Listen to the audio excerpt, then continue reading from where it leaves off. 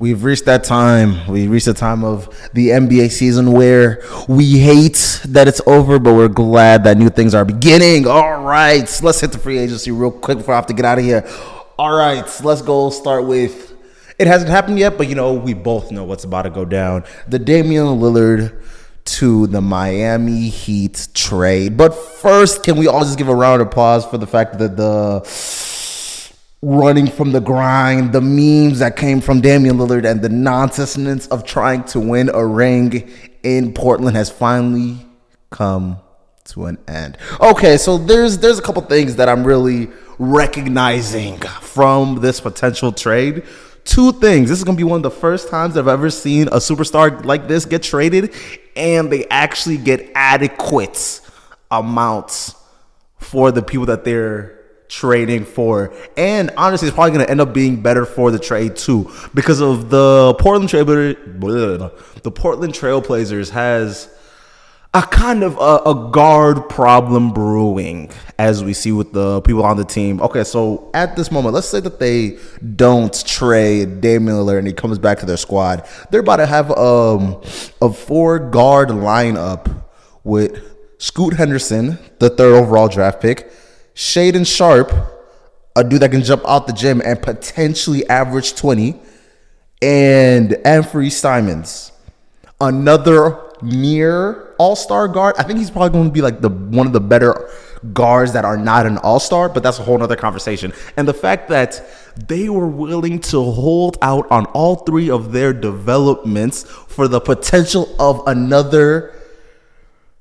Damian Lillard season is actually so insane to me. So I'm glad for this one thing and one thing only. The Trailblazers are going to be better for not having Dame on the team to begin with. So for the fact that they're able to pull that off, just shouts out and claps to y'all, especially after we thought that they're about to run the whole Dame thing back after re-signing Jeremy Grant to like another near max player. And you know what? I think we need to all come together and come to the realization that the Jeremy Grant as an all-star superstar thing is over. It was fun while it lasted, but now we gotta put that to bed. At best, he should be like a 4th option for offenses, kind of sliding into that Harrison Barnes, the Andrew Wiggins, the real hyper athletic wing that can do both on O and on D. Perfect guy. Nothing too much. But I think we all came to the realization that his time while he was on the Nuggets was his best, while they're actually trying to go for the ring. Because there's a lot of things that go into having a good team, but we know why you did it was to get this bag. So, shouts out to you. But alongside that, while their team is not really the best at the moment, like if they ran it back, they would probably be a 6th seed, maybe a 5th seed, because if you keep Damian Lillard on that team, a player like Dame can only take you so high, especially as we do see he's on the downturn.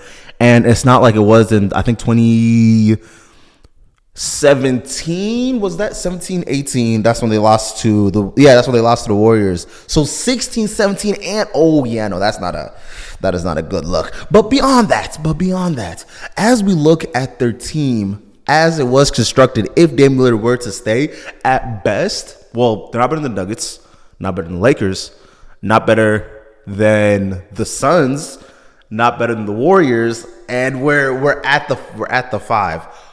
Can we sit here and say that they're going to be better than OKC? And if you're not better than OKC, I feel like it's kind of this. We're about to get really, really scary. Not even to mention teams like the Clippers and Minnesota and things of that jazz if y'all keep playing around. So there's so many things that could have went wrong if they continue to go down this type of path. And now let's switch it over to the team that potentially might trade for him. More likely than not, his agents, Damian Lillard's agents came out the other day, and you know what he told? He told them, anybody but the Miami Heat, if you trade for Dame, you're going to get an unhappy player. So I think we've put ourselves to where it needs to be. And you know what? A player like Dame entering the Miami Heat, this might be the one. This might be the one. I'm usually a firm disbeliever on the team such as the Miami Heat, where the whole squad is designed around we work hard and we got that dog in us. That's not that can't do it. Especially with the season that they had when they were having people like Gabe Vincent's play out of his mind. What's the other one? Martin, I think he was also playing out of his mind. And who's that white boy that went and got another near overpay? Max Strus out here balling. Boy, Duncan Robinson came back after not playing for nearly 2 years. So you know what? The fact that their team even got it to the far as it did was crazy. And now we go and replace that with Damian Lillard with an actual superstar. Actually, let me not even say actual. An actual offensive threat. Because of the more that I look at Jimmy Butler, the more that I realize it's not that there's limitations to his game. It's more of he's not an actual let me go and get a bucket type of player. He goes and he does the whole Tom Brady thing where he tries and keeps his offense to like a low roar, and then you forget that he has 27. You forget he's at 29 points off of like 13 shots maybe. And the thing that's craziest about that really showed his face in the finals. You could sit here and tell me, but his knee and his foot, he was injured. And I mean, sure, cool, I guess. But as we saw in the Celtics series, as we saw in some of the Miami Heat series, and low key in the Bucks series as well, when you would go and actually put a defender on him that was like his size or bigger, i.e. Aaron Gordon, he kind of melts back into who he truly is. So that is a thing that they needed to address for this offseason. And now that they have, I feel like they've put themselves in a whole new tier. Because I'm a believer that the only reason why the Bucks even lost in the first place was because Giannis like fell on his back and nearly broke his lower tibia. So that's where I stand on that. Because if he was playing for the full series instead of like the 2 games he played, I think we both know what was gonna happen. And as you can tell, as the playoffs kept going, Jimmy's all around offensive game was like dropping steadily until all the way to the finals. So with adding to a player like Dame, yeah, we got that. And then they're not going to lose much. Everybody is telling me at most Tyler Hero, Duncan Robinson, Kyle Lowry, Zoe, and then like picks. And you know what? For a player for the level of player such as Damian Lillard, you know what? I'm with it. Let's talk about how Russ got a 2-year, $8 million contract. Y'all are sick. And then turned around and gave the person y'all told me was gonna play in China $80 million over 2 years? Dylan Brooks. Remember what I said? You know what? I think we can see that the NBA has really been taking a look at what's these NBA YouTubers have really been like preaching for a while. Because I feel like there's a discourse that's going around where it's like, if you think Dylan Brooks was bad, you just don't know basketball. And I don't want to be the one that puts on a meme. You actually don't.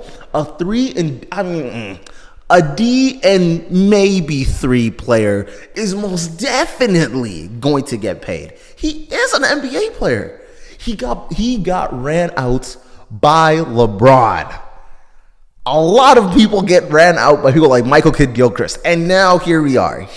There's levels to this things. So for everyone to jump on the bandwagon talking about like he got this overpay, oh my God, First of all, it's the Houston Rockets. They have so much money that they had to throw away that if they didn't, it would actually do them more harm than actual good. So alongside that, let me hit on the Russ real quick. I feel like the league is trying to do this thing where it's setting up Russ to not even continue to look bad, but it's like you will never be seen with the same respect that you had even on the Wizards. Because people don't remember, he averaged, I think it was like 27. I think it was like 25. It was a 25-point trip dub. And then when you go to Houston, it was a 27. It was 27, 9, and 9. So even falling from grace the way he has been such an eyesore for me to see, because the people will sit here and tell me that he's not actually good. Like they weren't just watching what was happening in the playoffs where he was putting up 27 points a game. Being held to the disrespect that he was given back in like literally a calendar year ago is when he was on the Lakers. Being held, actually 2 calendar years ago, being held to such the disrespect that he was is actually sickening. Because I think we need to go back and do a deep dive on the way that he was not just treated, but set up to fail. He got put on a team with LeBron James, Anthony Davis, DeAndre Jordan for a bit, Dwight Howard for a bit, and then a bunch of non-shooters. And then the one shooter that they had from that the era of 2020, KCP, they don't re-sign him. So they were trotting out lineups where the only shooter on the floor was LeBron James and Anthony Davis. And you want to look me in the eye and say, oh, no. The reason why they're losing is Russ's fault. It has to be Russ's fault because of the way the media is setting you up. And honestly, the more that I really look at it, I feel like it's not that we've lost one of the GOATs. It's the fact that they forced it. They forced it. They really did. And the longer that you look at it, it seems as if people are purposefully not giving Russ the benefit of the doubt that he should have had a while ago to actually set up the team. And if you're saying, well, he's period just not good enough to have a team designed around him, that's another thing. But to sit and say that he's just not good, that's OD. That is OD. And even with the quick stints that he had at on the Clippers and during the regular season, you watched how he was still cooking, still explosive, still beating people off the rim, still dunking on folks. Do I believe that he should have took that deal, even though that it was so disrespectful? Yeah, the Clippers was the place that I felt that he should have went to instead of the Lakers once they set out the Lakers trade to begin with. And the fact that they weren't able to flip that opportunity and they went with John Wall instead of Russell Westbrook, I feel like they've lost out on so much to begin with. Because by the time he got there, by the time he got to the Clippers, he was a broken man. We all were looking and saw that this was a broken man that was forced into a situation to be a 3-and-D player. Since when did you know Russ is a 3-and-D half-court steady player? Never. But no, y'all said, let me pick up John Wall and see what John Wall's knees still has in him. When he hasn't had knees in 4 years. 4 years. Another contract that was just OD. The Fred VanVleet. You know what? Everyone just come and clap. Come and clap. We love seeing folks get their money. 160 for 5 years. $160 million for 5 years of work. Wow. I want to get to that type of level. And the part that's crazy about all this, he had a down year and he still went and got the max. Man, shouts out gang, man. Shouts out gang. Is he set to do anything really crazy impactful out in Houston? Yeah. Do I expect the Houston to make the playoffs next year? No. Do I expect them to really genuinely be competitive? Yeah. And that's alongside of Jalen Green taking a step. I believe he'll take a step. And like Sangoon, I believe he'll take a step. Y'all firing Kevin Porter Jr. Y'all, he should sue y'all. That's what he should sue y'all for that one. Because that's crazy. Why did y'all fire him? Y'all knew athletes be doing crazy things. You're going to China, Buckaroo. I'm not gonna hold you. And I don't think he's been picked up yet. So yeah, no, it's a lot. It's a lot, man. Shouts out, gang, because he's tough. He's tough. But yeah, no, overall, pretty good free agents. LaMelo Ball just got maxed out, 265 years. Anthony Edwards just got maxed out, 265 years. My apologies. Let me put some real money on your names. But yeah, overall, great. Minnesota, you're going in the right direction. It's been a while, but y'all been joking, but y'all are going in the right direction right at this moment. One thing that I want the Timberwolves to do, because of I believe Anthony Edwards is going to be still better than LaMelo Ball when it's all said and done. Honestly, a lot of folks are probably going to be a lot better than LaMelo Ball when it's all said and done. Ooh, you know what? Minnesota, you can wait. All right. Let's talk about the elephants in thy room. Who did they pick ahead of him? Hold on. Brandon Miller got picked up number 2 instead of Scoot Henderson.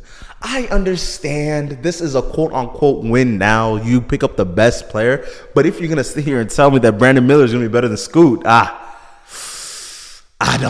don't think so.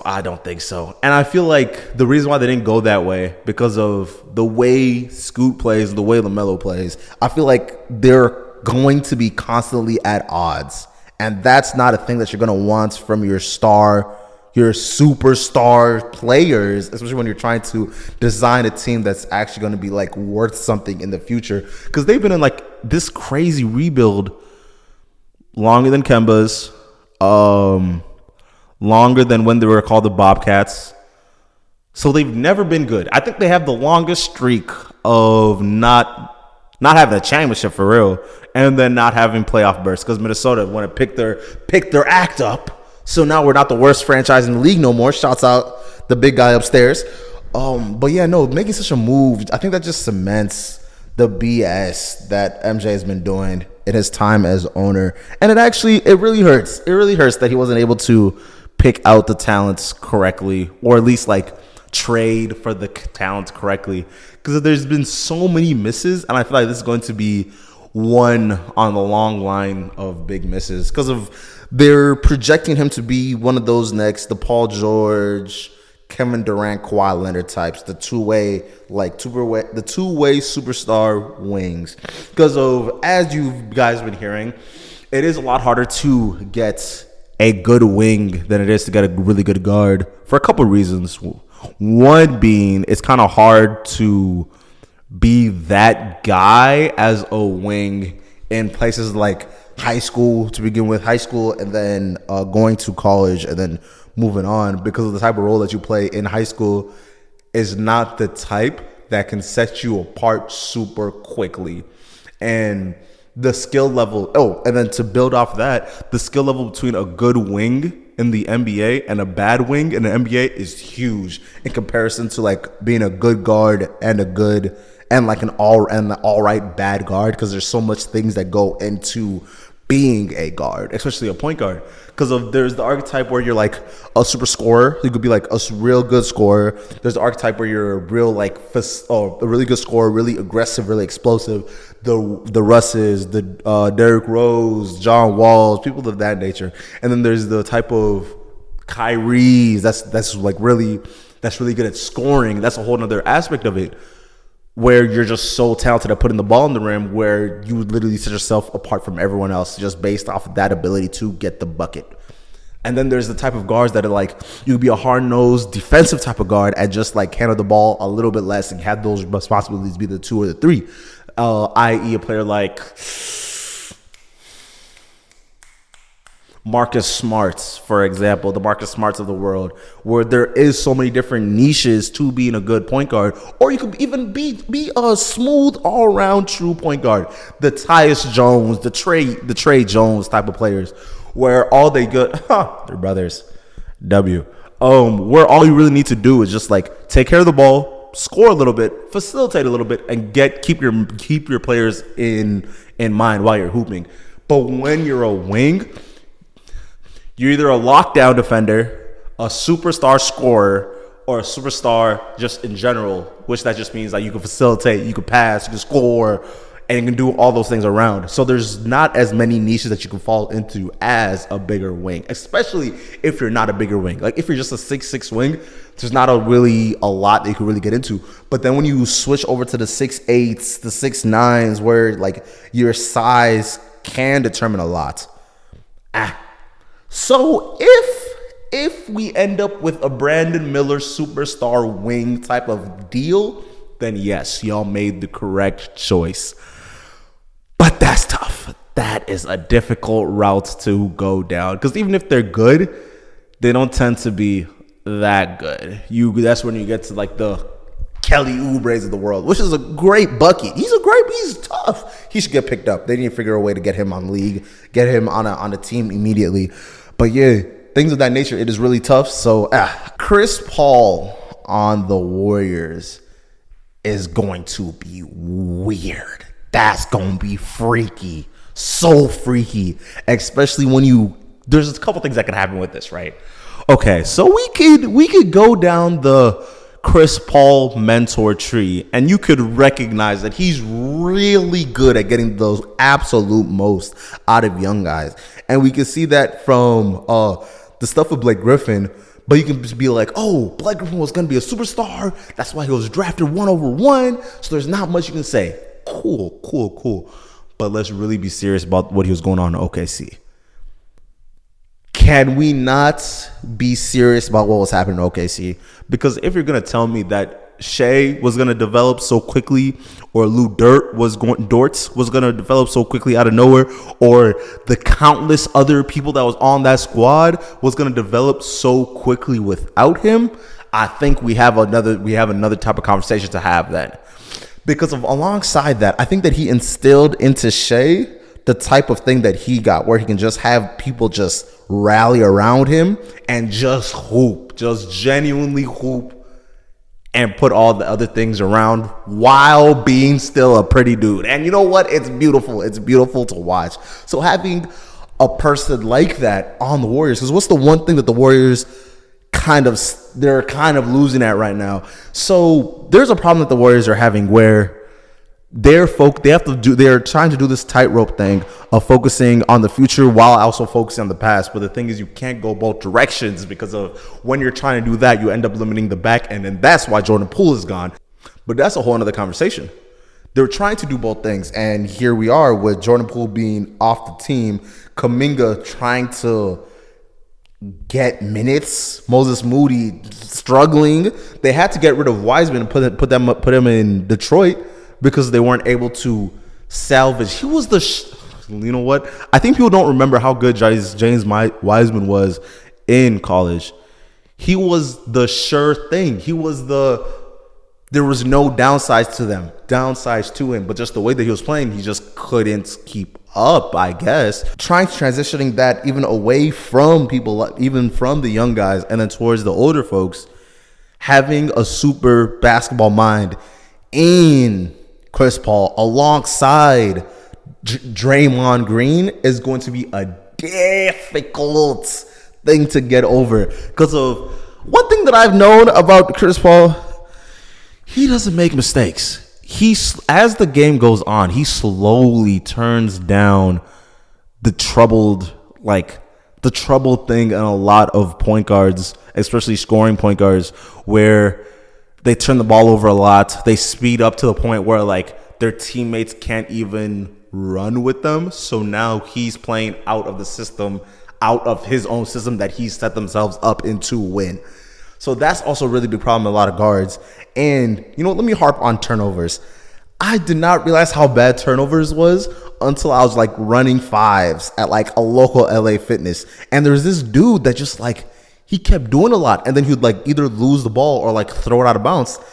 And I'm feeling to myself, I did not just sprints, and then sprints back to get back on O just for us to throw a bad pass and then just look at me and tap. My bad. It just made me not even want to hoop. And I feel like having a player that just cuts down on that tendency, because as you can tell, even when Chris Paul was in the game during like the series, the offense was just moving better, and the missteps and miscues were just slowly turning down. So imagine having that on already a well-oiled machine like the Warriors dynasty is. Can they go and get another ring? Maybe. Am I putting too much faith in a 47,000-year-old man? Maybe also. But you know what? We shall see. There's a lot that goes into it. That's another thing that I love about basketball. There's a lot of levels to this.